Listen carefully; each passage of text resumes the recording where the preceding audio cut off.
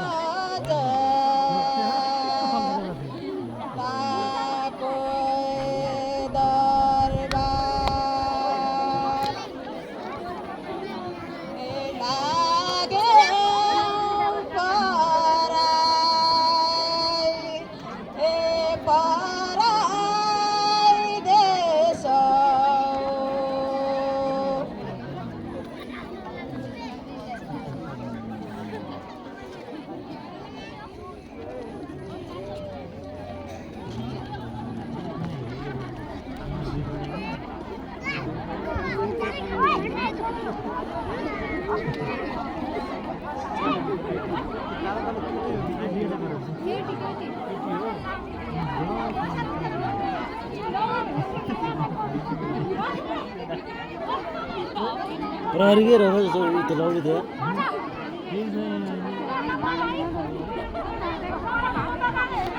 जानु भयो जस्तो लाग्यो मलाई। यसो सटो केही तै छ भने पाइन्छ भने लिएर आउनु पर्यो। अब हामीलाई त अरू केही चाहिएन, सटासट चाहियो। अब साथीलाई भेटेको बेला अलि रमाइलो त गरिहाल्नु पर्यो। पहिलाको जस्तो फेरि उधारो खाने होइन नि, इन्डियाबाट आउनुभएको छ, पैसा दिएर मात्र खाने है। पैसा दिन्छ क्या पैसा दिन्छ, चिन्ता नगर्नु, लिएर आउनु हुन्छ, लिएर आइसक्यो। अब सटासट ल्याउनुबाट यसो जुवाको खेलौँ, तास साथ खेलौँ, ल्याउनु न। हुन्छ त, यसको पनि पैसा दिएर जानु होला। अहिले हामीसँग पैसाको धेरै जरुरी छ। ल दिइहाल्छौँ, चिन्ता नगर्नुहोस् तपाईँ। कतिको खेल्छ साथी, अब दाउ हान्नु पर्यो त। ल 10,000 हालौँ त। ल राख त भए त्यसो भए चाहिँ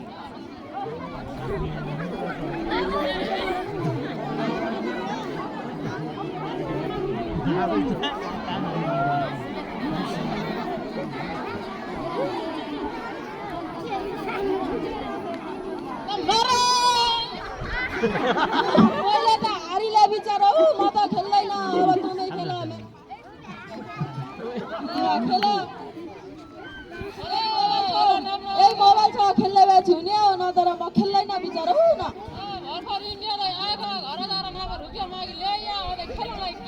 अल्ल भयो, म गएँ क्या, म घर गइकन रुपियाँ मागि ल्याएँ है क्या हो, खेलौँला।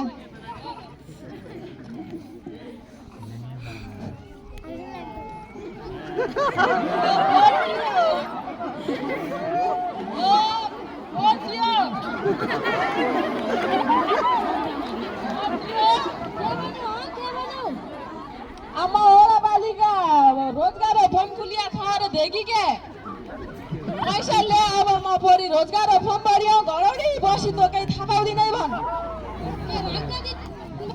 जुवा तास खेलेर आफै फल्दा ढङ्ग दिँदा हौ। बढी बोल्दिरहेछ यो रुपियाँ ल्याउने हुँदैन चाहिँ त। ए रुपियाँ तर खोल्दैन, ढङ्ग दिन्छ तपाईँले। बढी बोल्नु रहेछ यो महिलालाई पुडी जाँदा। के गर्नुभएको हजुरलाई लाज लाग्दैन अलिकति भए पनि? मलाई के लाग्छ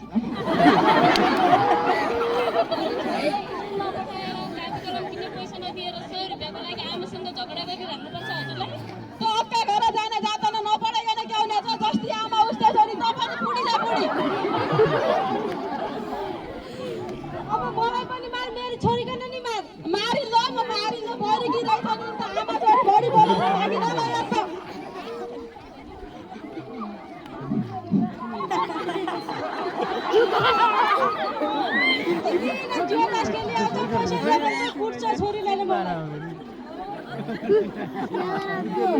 बल्ल घर टोलमा त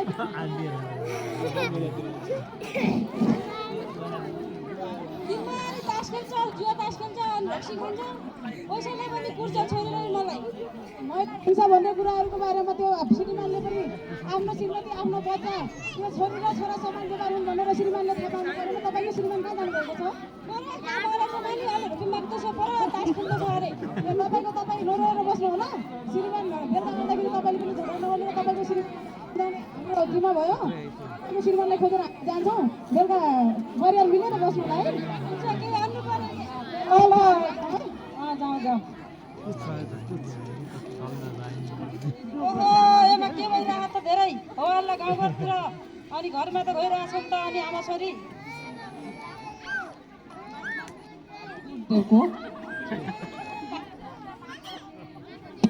धेरै गाह्रो हुन्छ दिन मैले कुटिदिएको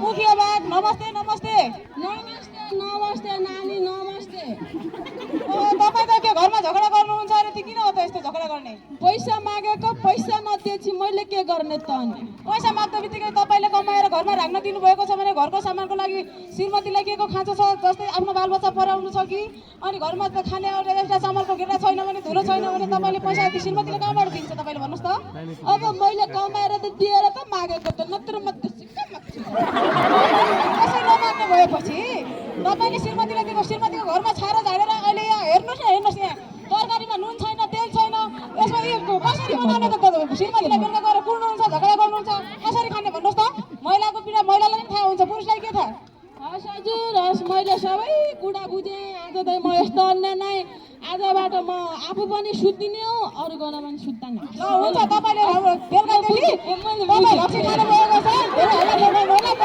तपाईँले घरमा अब मिलेर बस्ने हस् हुन्छ म त अब मेरी बुढीकन सधैँ माया अन्य हेरे क्या सबै म त मेरी बुढी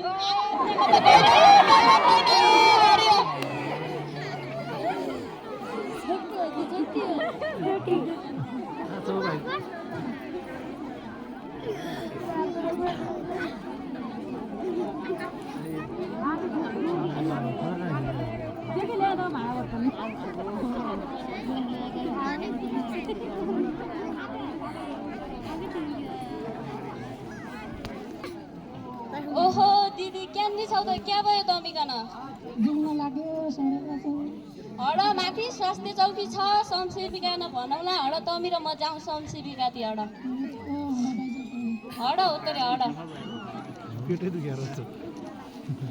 भयो त नानीलाई के भयो त व्यथा लागे जस्तै छ उहाँलाई पेट दुख्यो अरे समसेविका ज्यू अनि उहाँलाई औषधिको खाँचो छ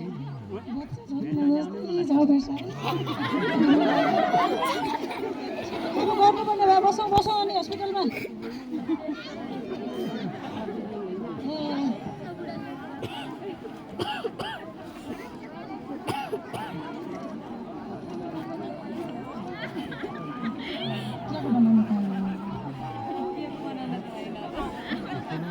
के भयो के हेरिदिनु पर्यो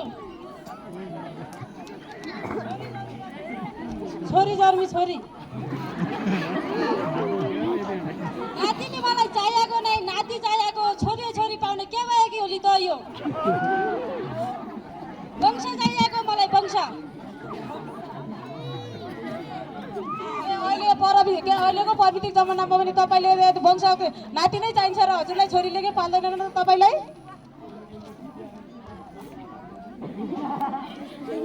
मलाई नाति चाहिएको नाति अहिलेको जमानामा तपाईँ छोरा र त म तपाईँको छोराबाट जन्मिनु भयो कि छोरीबाट जन्मिनु भएको भन्नुहोस् त आमा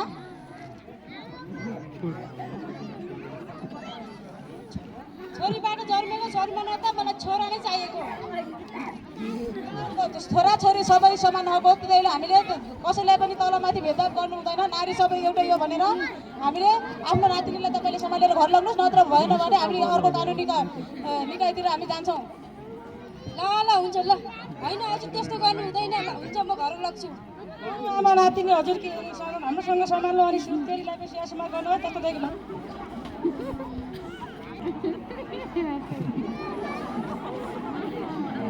हेलो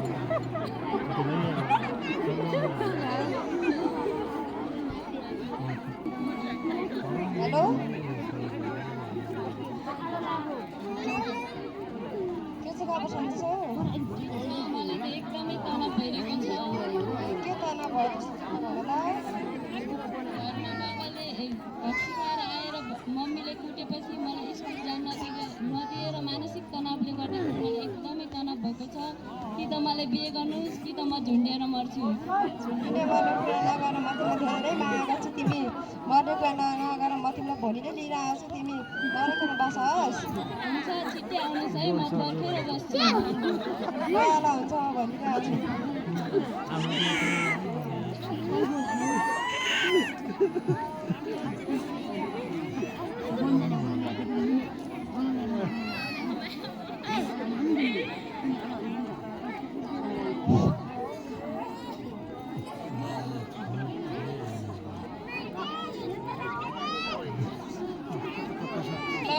नानीको घर कहाँ होला त?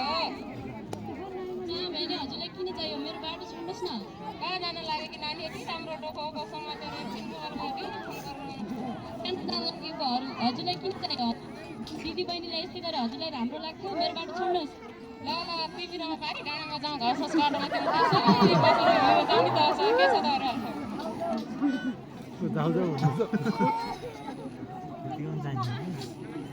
त के हो बाबाले त? हेलो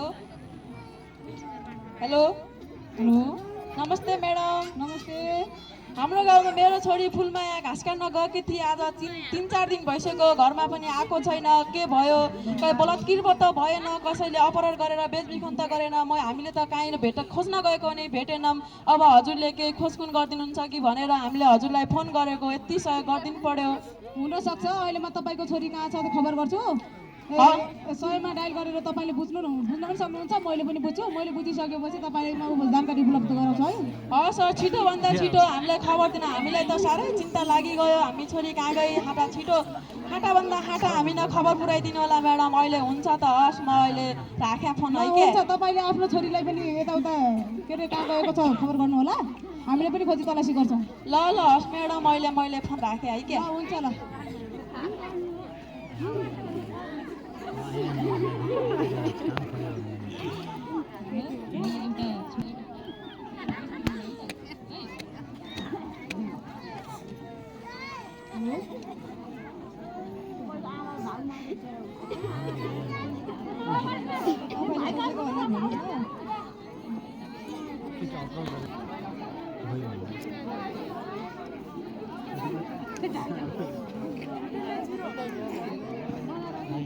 हेलो, असै साहब, तपाईँ यहाँ हाम्रो त्यो पल्लो गाउँको छरे खोला भन्ने ठाउँमा आएर एउटा त्यो केटीको ऊ भइरहेको छ अरे, त्यो हराइरहेको छ अनि 3-4 दिन भइसक्यो। उसको खोजी तलासीको लागि तपाईँले यहाँ आउनुपर्ने भयो।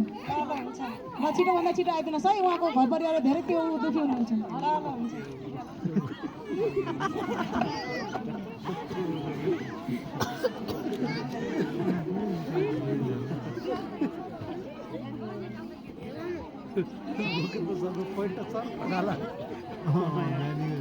गाउँको परको चेलीबेटीलाई उहाँ बेचबिखन गर्नुहुँदो रहेछ। अनि यो बाल विवाह गरेको बाल विवाहको त्यसमा पर्नुहुन्छ। 18 वर्ष नपुग्दै उहाँले विवाह गरिसक्नु भयो रहेछ। उहाँलाई कानुनी कारवाही अनुसार सजाय कति भोग्नुपर्ने उहाँले भोग्नुपर्छ भनेर हामीले उ गरिरहेको छौँ, सम्हालिरहेको छौँ। उहाँ अनि तपाईँसँग सामेल भएको तपाईँले आजसम्म कतिवटा कामहरू गर्नुभयो यस्तो दलाली काम?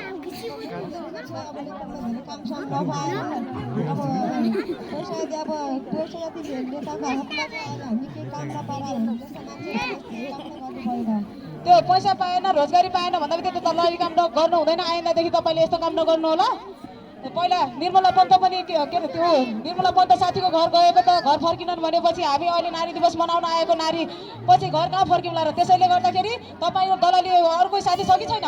त्यो साथी खै त कहाँ छ? खोज्नु पर्यो। त्यसलाई पनि जेलभित्र सजाय अनुसार भोगाउनु पर्ने हुन्छ।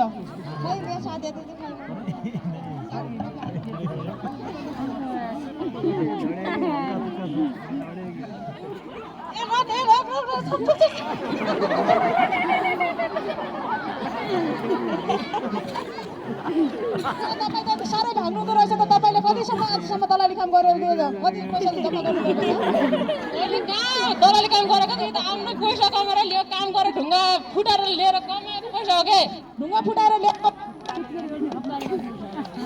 ओइ मान्छे नचिनेको होला मान्छे चिन्यो भए त मान्छे नचिनेको यो के हो त अनि भाइ यो त पैसा पैसा पैसा